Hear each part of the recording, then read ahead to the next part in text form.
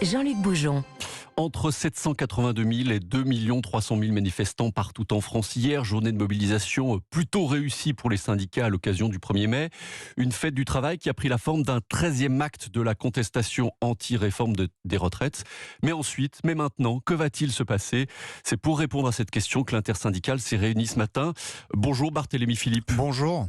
Toutes les organisations vont-elles suivre le même chemin, Barthélémy ?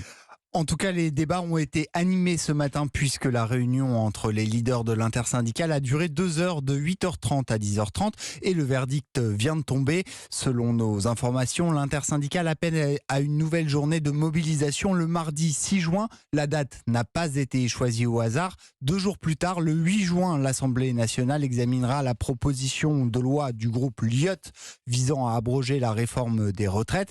Pour l'intersyndicale, c'est donc une façon de mettre la pression sur les députés avant le vote du texte.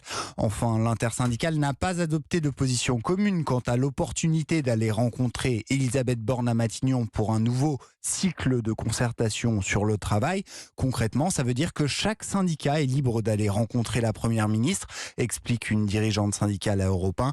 Le communiqué que nous avons consulté précise simplement que les leaders de l'intersyndicale s'engagent à rappeler à Elisabeth Borne leur refus de la réforme des retraites et qu'ils travaillent à des propositions communes mettant à contribution les employeurs afin que les préoccupations des salariés soient enfin prises en compte, notamment ce qui concerne les conditions de travail, la santé au travail, l'égalité salariale entre les femmes et les hommes, ainsi que l'environnement. Merci Barthélémy Philippe du service économie d'Europe 1.